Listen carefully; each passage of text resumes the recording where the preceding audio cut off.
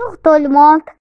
Bonjour tout le monde. Aujourd'hui, on va faire une leçon de grammaire. Donc, la proposition subordonnée relative. Donc, on commence. Une proposition subordonnée relative est introduite par un pronom relatif. Quand je dis un pronom relatif simple comme qui, que, quoi, dont, ou bien un pronom relatif composé comme lequel, auquel, duquel, lesquels, et ainsi de suite. Donc, le plus souvent, elle complète un nom ou un pronom, ça veut dire son antécédent, on va voir ça, sur lequel elle apporte des précisions.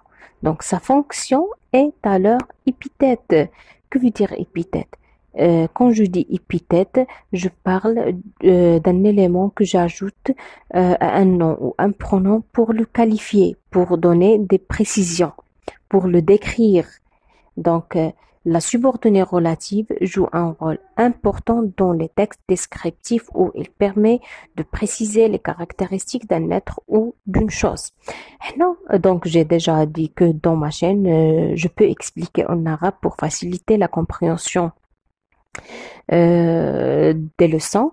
دونك ملي كنهضر على la proposition subordonnée relative كنهضر على واحد l'élément في la phrase qui joue le rôle d'un adjectif épithète. شنو قلنا adjectif épithète ça veut dire واحد l'adjectif اللي كيعطي des caractéristiques le nom ou bien un pronom.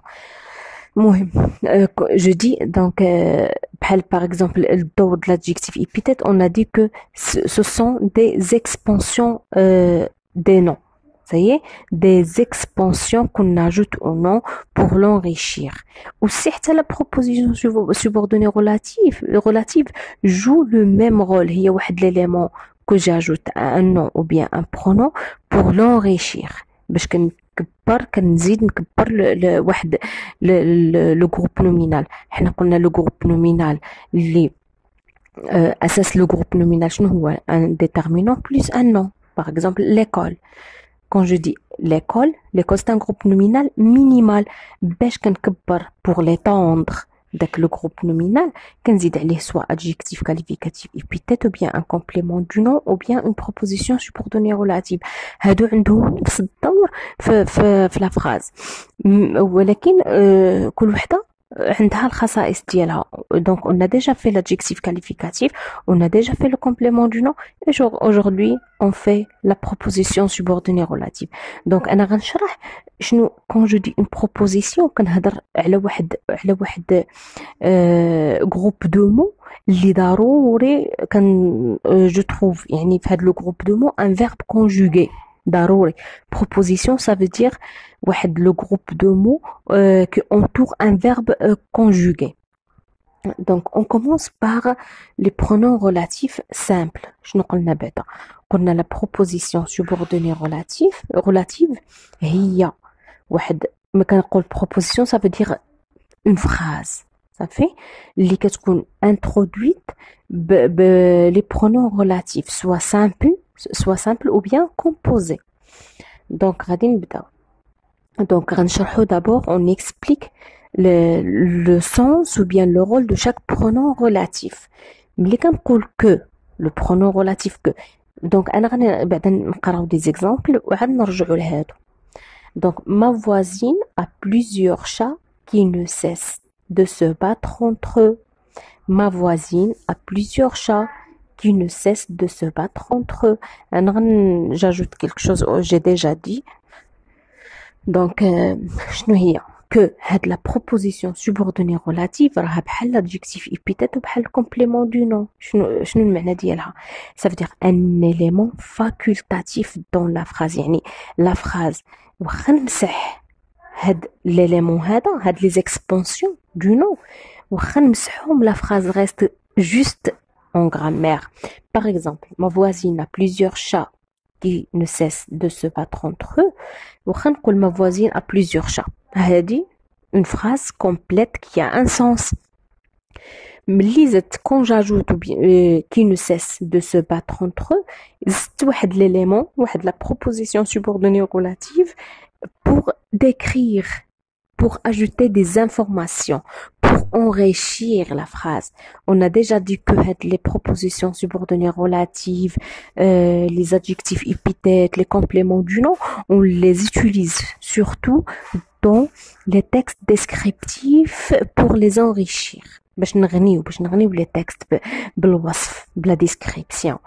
Donc شنو قلنا هنايا ما فوا qui regardez qui ne cesse لاحظوا هنايا هاد cesse c'est un verbe هاد ne c'est un adverbe de négation يعني ما عندوش شي دور في هاد لا لوسون زعما اللي حنا كون في.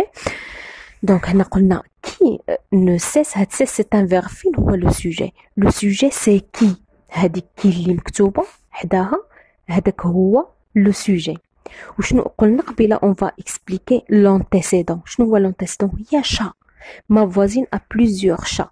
أنا ملي زدت qui ne cesse de se battre entre eux زدت واحد المعلومة على هادوك لي شا. هاد كي كتعني شا وهاد كي اللي كتعوض لي شا في هاد لا بروبوزيسيون سوبوردوني ريلاتيف يعني هي كدير لو رول دان سوجي. صافي. Le chat que l'on m'a donné est un bon chasseur de souris. Le chat شنو ديرهم ديجا انا اونتر بارونتيز.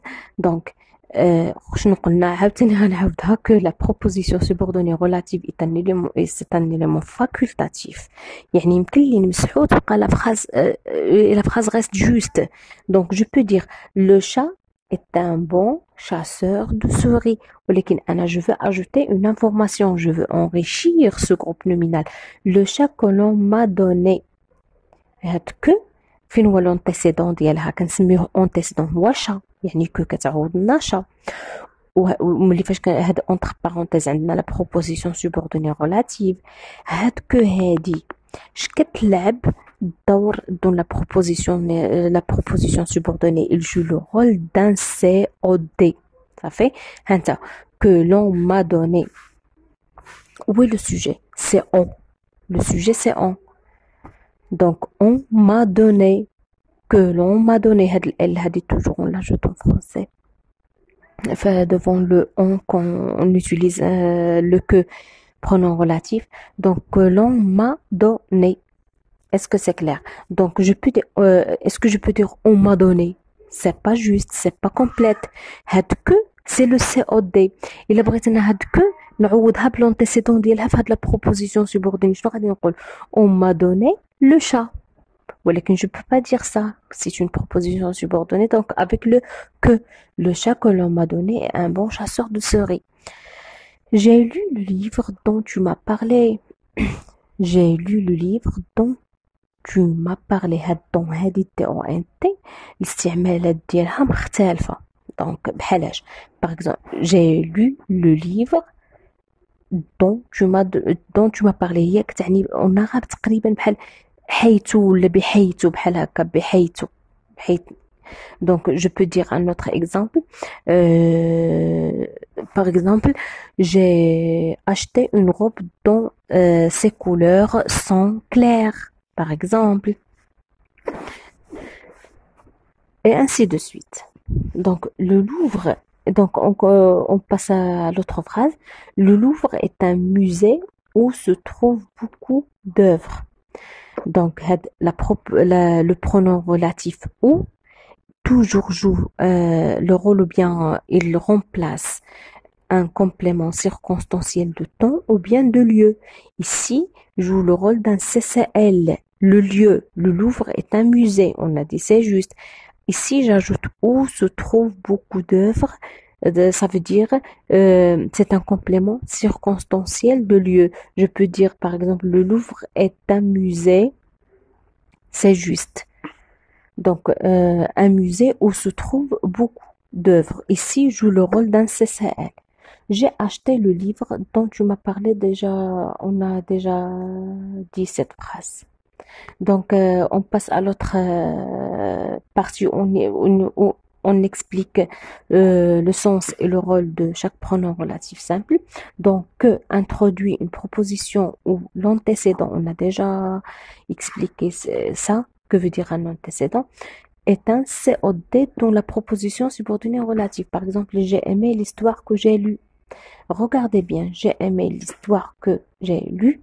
Quand ici, lu, c'est le participe passé du verbe lire. Mais normalement, le participe passé, c'est avec U à la fin seulement. Mais quand j'ai un COD qui précède un participe passé, le participe passé s'accorde avec le COD. Donc la deuxième, qui introduit une proposition où l'antécédent est un sujet dans la proposition subordonnée relative. J'ai visité le musée qui se trouve à Fès. Donc ici, on a dit qui joue le rôle d'un sujet dans la proposition.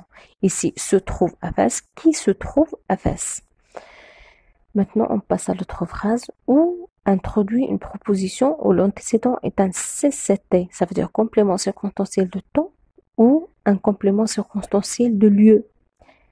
Par exemple, le printemps, maintenant, l'exemple donne un complément circonstanciel de temps. Le printemps est la saison où fleurissent les arbres. Où fleurissent les arbres. Maintenant, il montre le temps. Fès est la ville où je suis né, c'est le lieu. Maintenant, un exercice d'application. Je souligne la proposition subordonnée relative dans les phrases suivantes. Je porte la robe que j'ai achetée hier. Regardez, acheter ici. Normalement, le participe passé, c'est avec E accent, mais on a ajouté le E car on a un COD qui précède le verbe et le participe passé doit s'accorder avec le COD, avec l'auxiliaire avoir, bien sûr. J'ai fait une petite promenade dans le jardin qui se trouve à côté de la plage. Nous avons visité le château où Jean de La Fontaine était né. Donc, on doit faire cet exercice. Donc, je souligne la proposition subordonnée relative dans les phrases suivantes. Je lis la phrase et je cherche la proposition subordonnée relative et je la souligne, bien sûr. Regardez la correction. Je porte la robe que j'ai achetée hier. Donc, que j'ai acheté hier est la proposition subordonnée relative. On a déjà dit que c'est un élément facultatif que je peux supprimer et la phrase reste juste grammaticalement. Je peux dire je porte la robe. Mais on utilise les expansions pour enrichir les phrases. J'ai fait une petite promenade dans le jardin qui se trouve à côté de la plage. Ici, qui se trouve à côté de la plage, c'est la proposition subordonnée relative. Qui, c'est le pronom relatif qui reprend le jardin. Le jardin, c'est l'antécédent. Nous avons visité le château où Jean de La Fontaine était né. Je peux dire nous avons visité le château. Et c'est juste. Où Jean de La Fontaine était né, c'est une proposition relative qui ajoute des caractéristiques et une description pour enrichir la phrase. En général, moi, je que vous avez bien compris cette leçon. ونتمنى نتلاقاو dans une autre leçon.